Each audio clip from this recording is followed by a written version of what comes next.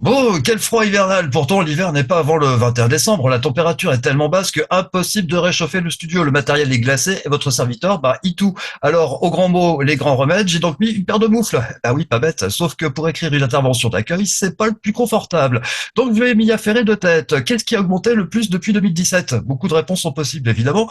J'en retiendrai qu'une seule. Ce qui a augmenté le plus ces dernières années est le nombre de pauvres dans notre pays sous l'oreille du surveillant Macron. Il me semble d'ailleurs que c'était une de ses grandes promesses électorales, plus un seul SDF en France.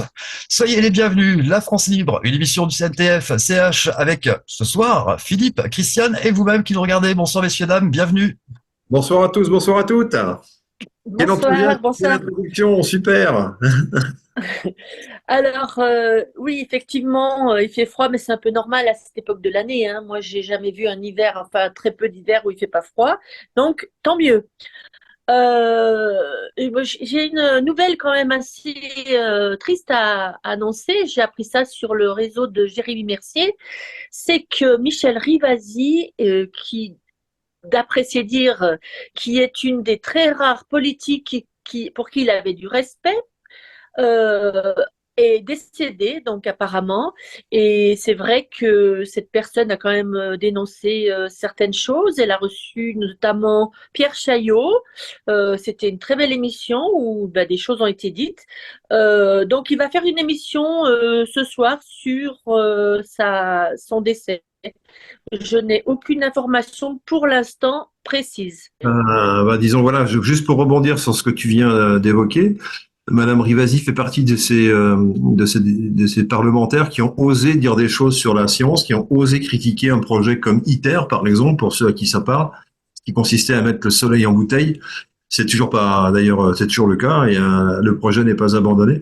Il y avait d'autres cas qui me viennent pas à l'esprit, mais je sais qu'elle était en relation avec des savants éminents et qu'elle avait notamment des relations assez techniquement assez étroites avec Jean-Pierre Petit il y a déjà presque dizaines d'années maintenant. Donc c'est une personne qui a eu ce mérite-là, effectivement, de sortir des sentiers battus pour s'attaquer à la doxa dans beaucoup de domaines, et en particulier dans les domaines scientifiques, bien qu'elle, je ne crois pas qu'elle était spécialement scientifique, cette dame, mais elle s'était intéressée à la science, et ça suffit largement quand on est un politicien pour soulever un certain nombre de lièvres et mettre en avant un certain nombre de questions. Malheureusement, aucune d'entre elles n'a été menée à bout. Malheureusement. Voilà. Donc, paix à son âme, évidemment, et puis respect. Respect pour cette personne qui est une des rares. J'ai envie de la comparer à une qui est beaucoup plus vivante et on lui souhaite longue vie, c'est Madame Martine Vonner, qui est un petit peu sur la même logique et qui est capable de se dresser seule pour dire ce que nous disons depuis des années régulièrement et en groupe. Et elle le fait au risque de perdre sa place, au risque de se faire menacer par Monsieur Véran, si je me souviens bien, à ce moment précis où elle avait été assez impertinente, ce qui n'est pas le contraire de pertinent, vis-à-vis du gouvernement en place. Et Monsieur Véran lui avait dit, vous savez, Madame, votre passage en tant que député, il n'est pas éternel, et un jour vous ne le serez plus. Et à ce moment-là, vous ne pourrez plus, vous serez poursuivable pour les propos que vous avez tenus. Donc menace à la clé, quoi. Et circonstanciées en plus ces menaces. Donc cette dame aussi, j'ai eu l'honneur, si je puis dire, hein, en tout cas la joie de lui parler pendant mon 30 main bien 30 secondes dans une manifestation. Et elle connaissait le travail du CNTFCH. Je la salue si elle nous entend. Et elle a dit des choses également tout à fait vraies d'un point de vue strictement politique, et ce qui est déjà pas mal. Et donc, elle fait partie, avec Madame Rivasi, des personnes qui essayent de faire bouger les choses. On constate que ce sont deux dames. Donc, souvent, le courage vient de la partie féminine, encore une fois. Très bien, on va regarder l'actualité en images. On va s'intéresser ce soir à Bruno Le Maire, un économiste de génie, et on s'en rejoint juste après. Est long. Et qu'avez-vous fait pour lutter contre l'inflation des primes d'assurance, par exemple? Bruno a demandé. Et Bruno s'est couché. Qui paye? Les citoyens. Qui encaisse? Les assureurs. 7,3 milliards de bénéfices pour AXA. Résultat opérationnel en hausse de 18% au premier semestre 2023. Allez, on prend un deuxième exemple. L'énergie, l'électricité. Première hausse à 15%. Deuxième hausse à 15%. Troisième hausse à 15%. Qu'a fait Bruno Le Maire? Il a supplié. Bruno a évidemment cédé. Qui paye les citoyens, qui encaissent Total Énergie. Plus 28% de bénéfices nets en 2022 pour établir un nouveau record à 19 milliards d'euros. Alors venons-en au prix de l'alimentation, de la nourriture, le prix de l'assiette, la sienne, celle de ses enfants. Hausse encore, 20% sur un an, 30% sur les produits laitiers, la viande, le poisson, 30%. Madame la ministre, vous entendez? Qu'a fait Bruno Le Maire? Il a pointé du doigt les industriels qui pourraient faire mieux. Il a demandé la répercussion de la baisse des prix immédiatement. Et devinez quoi? Bruno cause toujours. Qui paye? Les citoyens. Qui encaisse? Carrefour, plus 26% de bénéfices en 2022. Ah bon, allez, pardon, excusez-moi, ce matin, je m'emballe un petit peu. J'ai été un peu injuste. Bruno Le Maire, éternel ministre de l'économie, ministre d'État, messieurs, dames, écrivain de talent, mais économiste de pacotille, il avait pris quand même une grande mesure pour les Français, avec les tickets restaurants. Il a dit, alors c'est pas pour tous les salariés, c'est 5 millions, 18,5% des salariés qui sont concernés par les tickets restaurants. Alors la Macronie leur a concédé à ces 5 millions de salariés de pouvoir utiliser leurs tickets restaurants pour acheter des produits alimentaires non directement consommables. C'est impressionnant. Et je suis impressionnée, pas de la mesure, mais de votre culot. Vous parvenez à nous présenter cette mesure comme un cadeau social, un effort du gouvernement, alors que ce sont les salariés eux-mêmes qui payent leurs tickets restaurants à 50%. C'est leur argent.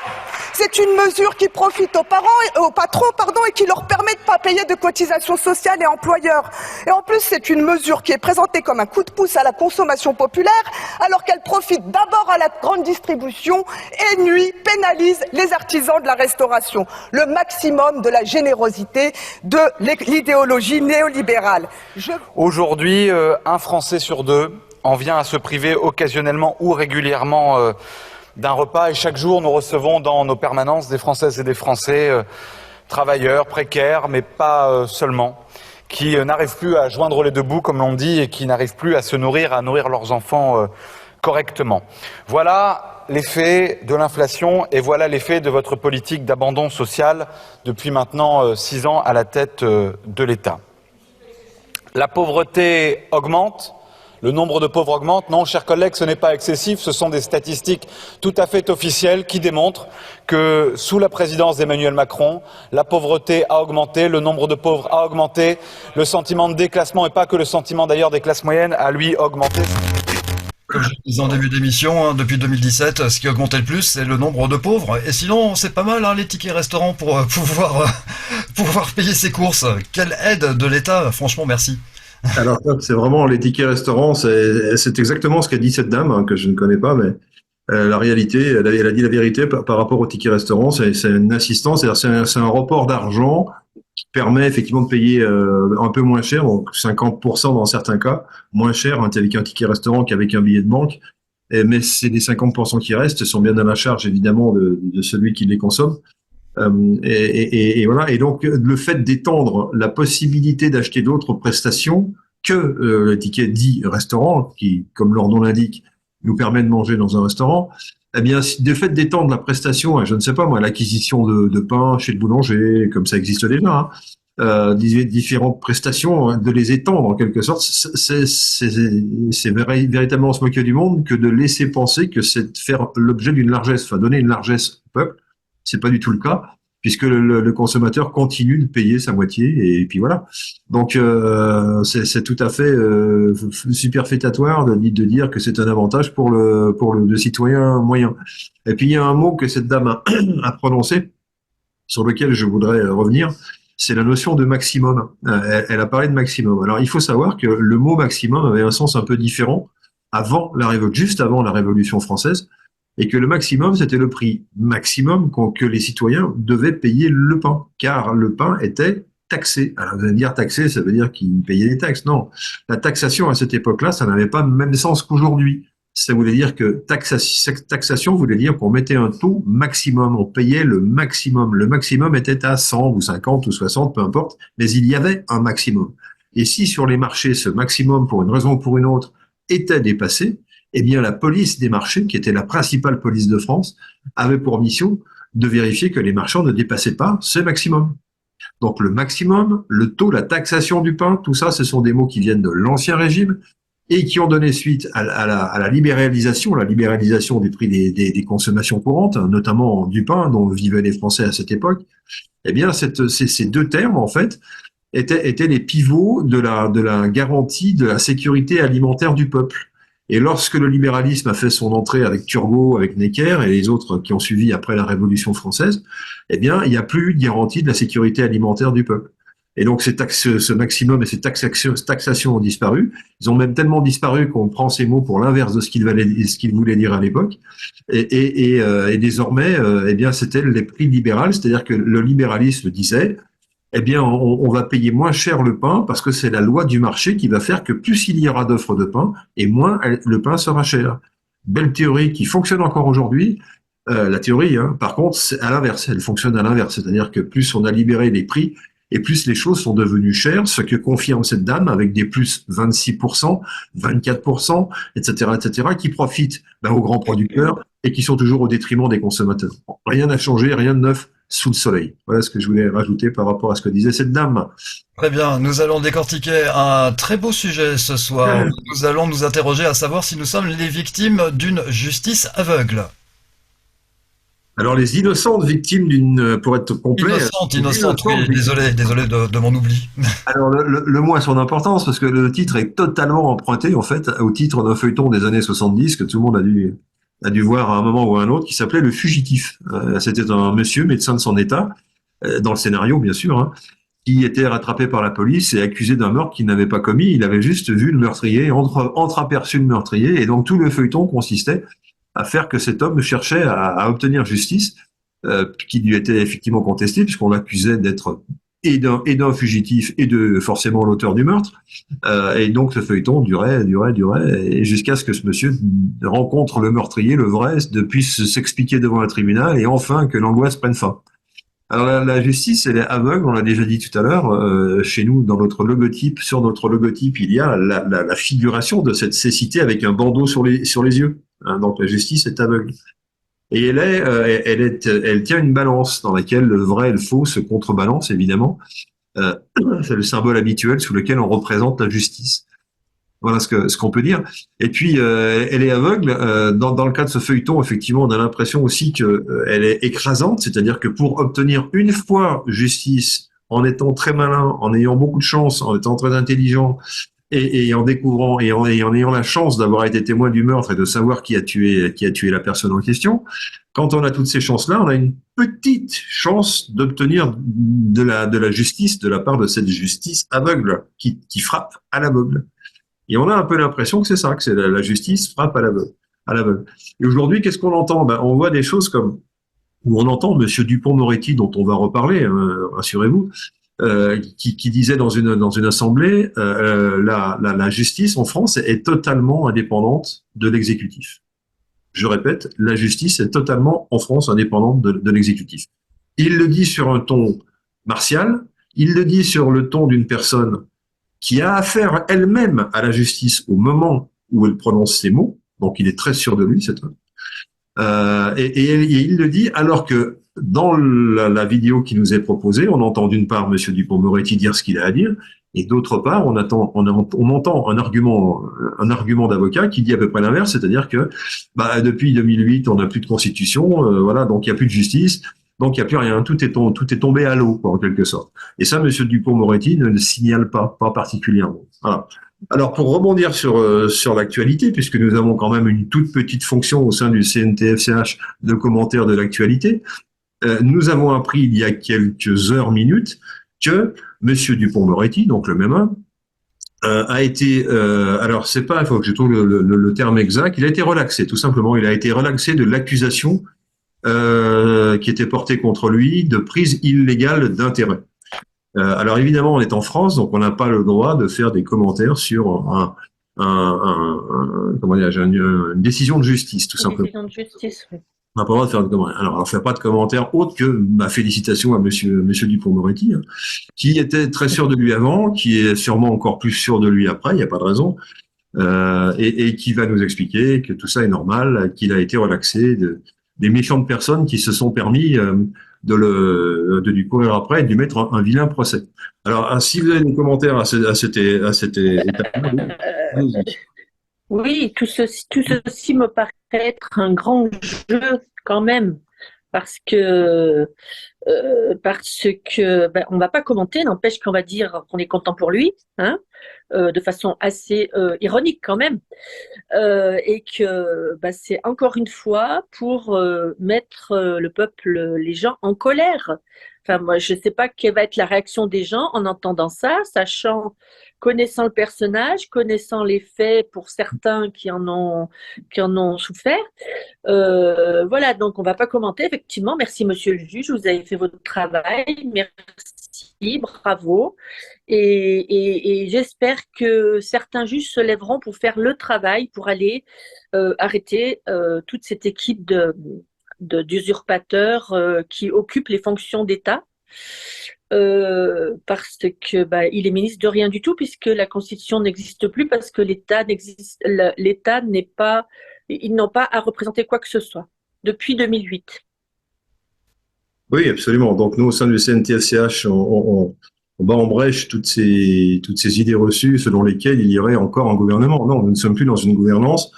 Nous sommes dans un État qui ne s'est pas réétabli, ou rétabli, je ne sais pas comment on peut dire les choses, de ce qui s'est passé en 2008 et de la forfaiture qui a consisté à venir contredire la parole du peuple qui avait eu lieu 3 ans plus tôt et qui ne souhaitait pas rentrer dans l'Europe, ou en tout cas dans cette Europe-là.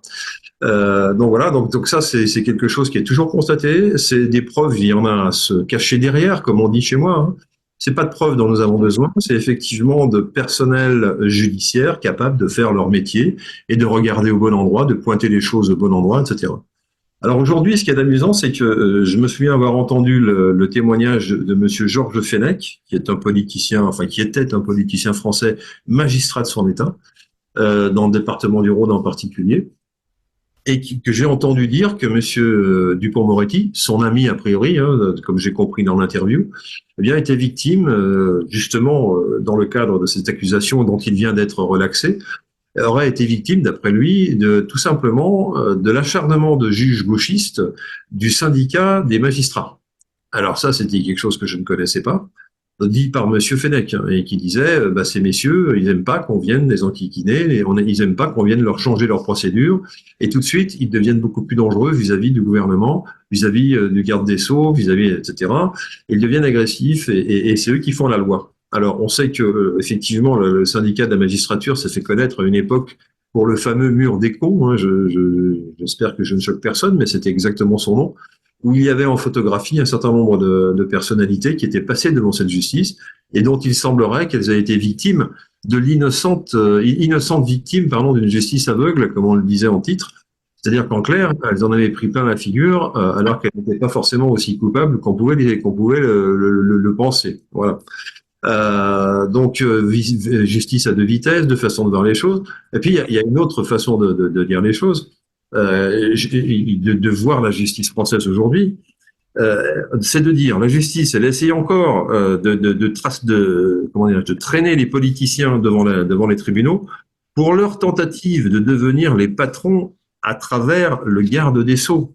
C'est-à-dire que ça, c'est l'antithèse de ce qui a été dit avant, c'est-à-dire que ce serait les quelques juges qui seraient encore en être suffisamment courageux pour aller se battre contre justement ce groupe politique qui a pris la puissance judiciaire et qui ne leur laisse qu'à la potion congrue. Donc eux sont obligés de temps en temps, par des attaques de temps en temps pour des raisons évidemment fondées, hein, et notamment de la prise illégale d'intérêt, pourquoi pas, eh bien ces juges seraient en quelque sorte les derniers porteurs d'une justice immanente, c'est-à-dire une justice qui viendrait du ciel, dans laquelle ils s'immisceraient pour essayer de faire la justice, quoi, les justiciers, comme Zorro, un petit peu comme Zorro. Voilà. Ça, c'est la deuxième façon de voir les choses. Donc, il y a deux façons qui s'opposent. Il y a ceux qui pensent que les juges sont tous, je dirais, encadrés par le syndicat de la magistrature qui leur fait faire à peu près ce qu'ils veulent.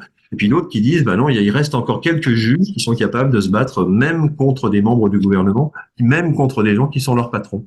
Voilà. Donc entre les deux, notre cœur ne balance pas, puisque nous avons au sein du CNTFCH une vision différente de la justice. D'abord, nous pensons que cette justice doit être rendue non pas par des spécialistes, mais doit être rendue par des citoyens. ce qui se faisait déjà du temps de la démocratie de la Grèce antique, et ce qui aura probablement vocation à revenir très très prochainement. Donc cette justice-là, elle doit être faite par des êtres humains, par des pairs, PAIRS, plutôt que par des spécialistes qui peuvent se tromper, puis qui surtout à un moment donné sont capables de faire la pluie et le beau temps dans le métier de rendre justice justement. Hein. Et donc il est hors de question qu'on fasse la pluie et le beau temps. Il est juste question que les décisions même des juges soient encadrées. Et que pour ce faire, on ait affaire à des juges non professionnels, mais des juges qui sont juges pour un soir, juges pour une affaire, mais pas juges pour toute la vie, pas des professionnels. Donc ça, c'est des choses qui existent dans d'autres pays, hein, mais que nous souhaitons appeler de nos voeux également au sein du CNTFCH. Voilà ce que je voulais rajouter. Alors, moi, je voudrais rebondir sur autre chose, c'est-à-dire que quand on dit innocente victime d'une justice aveugle, ça veut dire quelque part qu'on est innocent et que est-ce que vraiment sommes-nous vraiment innocents? Moi, je crois que je vais citer une personne qui disait que la plus grande maladie psychologique du siècle, c'est de croire que notre malheur vient des autres. Alors qu'en fait, nous sommes tous, à notre niveau, responsables de ce que nous attirons dans notre vie. Et donc, pourquoi nous en sommes arrivés là? Eh bien, c'est parce que nous avons consenti à aller voter, nous avons consenti à donner notre pouvoir, nous avons consenti à plein d'autres choses. C'est comme la grenouille qui se fait réchauffer tout doucement et qui finit par cuire. Donc, maintenant, nous réagissons. Il y a une bonne partie de la population qui réagit, qui dit « Ah, mais c'est pas normal, il y a un souci là ». Et donc, cette partie de la population commence à vouloir faire respecter donc le droit. Et nous, ce que nous faisons, donc ce que tu expliquais là, Philippe, au CNTFCH, c'est que nous voulons faire valoir le droit, faire comprendre aux personnes qui sont titulaires, qui ont le devoir de rendre la justice, justement. Nous ne restons pas des victimes, nous sommes responsables et nous souhaitons agir pour que ces personnes soient mises face à leurs responsabilités. Nous avons les nôtres, ils ont les leurs. Oui, oui, excellente remarque. Je vais te rejoindre sur ce commentaire. Alors, on n'est pas innocent. On n'est pas innocent parce que tout nous pousse à ne pas l'être. Évidemment, bien sûr qu'on n'est pas tous innocents. Par contre, le rôle de la justice, c'est de juger les gens des charges dont ils sont accusés, des charges dont ils sont accusés, et pas de la charge d'à côté ou machin. Il a tué sa mère et son père, bon, c'est très grave. Par contre, aujourd'hui, on fait un procès à ce monsieur ou à cette dame parce que elle a tué, oui, il a tué son père et sa mère. Mais par contre, on va pas lui faire ce même jour le procès du vol à l'étalage. Il a volé un œuf un jour, et ça sera un autre procès avec d'autres circonstances plus ou moins atténuantes, plus ou moins voilà. Mais on va pas mettre tout dans le même sac. Donc on accuse les gens, ils sont accusés de choses, voilà, très précises. Et on ne peut les juger que pour ces choses très précises. Ça, ce principe de droit, il sera forcément maintenu. Maintenant, dire que nous sommes innocents par nature, comme le disait Jean-Jacques Rousseau, nous, en tant qu'êtres humains, non, pas forcément. On n'est pas obligé de penser ça. Il y a des gens qui naissent un petit peu voyous, il y a des gens qui naissent avec des circonstances atténuantes, puis d'autres qui naissent sans circonstances atténuantes et complètement voyous. Mon regard ne se dirige vers personne, en l'occurrence. Mais voilà. Donc, on est tous à un moment justiciables. On est tous à un moment justiciables. Donc, il faut pas faire les malins et dire que on a la main sur le cœur, on est des gens absolument sensationnels et innocents de tout, comme l'enfant qui vient de naître. Non. Puisque nous sommes justement à un moment ou à un autre justiciables. Et je voudrais revenir sur l'histoire de la justice de la Grèce antique, et notamment de l'exemple de Périclès. Alors, vous allez me dire, qu'est-ce que je vais encore vous raconter sur Périclès? Ben non. Périclès était un homme connu en son temps, c'était celui qui dirigeait l'harmonie démocratique, si je puis appeler ça comme ça, dans l'Athènes du 5e siècle avant Jésus-Christ. Il a régné, entre guillemets, il a acté pendant une trentaine d'années en plusieurs périodes. Ben, figurez-vous que lui, malgré toutes ses qualités, malgré toutes les lauriers qui lui ont été tracés et les palmes académiques qu'il a pu recevoir, diverses et variées, eh bien, il a été tout simplement poursuivi par la justice. Lui aussi, j'ai presque envie de dire, lui surtout, un homme comme lui. Comment se fait-il qu'un homme comme lui, qui en plus, d'après certains, avait le pouvoir, se soit fait rattraper par la justice? Alors, premier constat, il n'avait pas le pouvoir. Ça, c'est un constat à son détriment. Il aurait dû s'en rendre compte un petit peu avant, à mon avis. Ça n'est que mon avis. Deuxième chose importante, effectivement, c'est que il était supervisé par le peuple. C'est-à-dire, les jurés font partie du peuple. Et les jurés lui ont dit, mais attention, ce que vous avez fait là avec votre copain, comment s'appelle-t-il, son copain Phidias, qui était un sculpteur et un peintre, je crois aussi, avec lequel il était très ami et qui avait eu le mauvais goût, en quelque sorte, de faire un superbe monument dans lequel on pouvait reconnaître le visage de Périclès. Ce que les Grecs ont considéré comme un simple blasphème, juste un blasphème, quoi, au sens le plus simple du terme. Donc c'était pas possible. Donc ça méritait une peine. Et cette peine, il aurait dû l'avoir. Il ne l'a pas eu parce qu'il a appuyé sur la touche guerre avec les Spartiates, guerre du Péloponnèse, un petit peu comme dans les jeux vidéo là. Il a appuyé sur la touche et ça l'a libéré en quelque sorte de l'obligation de purger sa peine. Mais dans cet exemple, comprenons bien que tout le monde est justiciable et il n'y a pas d'homme parfait d'être parfait. Donc dire que nous on va faire une justice absolument transparente, juste, plus vraie que nature, etc. C'est pas vrai. On va simplement mettre en place les mécanismes qui nous paraissent aujourd'hui et au regard du temps et de ce qui s'est passé il y a 2500 ans en Grèce, on va mettre en place les mécanismes qui nous paraissent les plus justes et on les fera évidemment testé et approuvé par la population, par les citoyens français. Voilà pour cette histoire. Bon, eh bien, on va rester là, je crois. Très bien. Merci. Merci, Christiane. J'ai une annonce à faire. Pour même vendredi, on aura la présence de Iota qui va nous choisir un sujet sur la Grèce antique, plein d'enseignements comme d'habitude, et qui sera qui sera passionnant forcément, mais que je ne sais pas encore délivrer. Donc ça sera la surprise. Il y a plusieurs possibilités. On va parler encore de choses très importantes par rapport à ce qui s'est passé il y a 2500 ans. Et vers quoi nous nous référons très souvent. Il faut que ceux qui nous écoutent comprennent pourquoi on se réfère très souvent à cette période. Voilà. Donc rendez-vous à partir de vendredi avec le CNTF-CH et notamment avec la présence de Iota. Donc ce sera 1 heure d'émission. Merci à vous, excellente soirée et juste avant ce week-end, vendredi. Au revoir.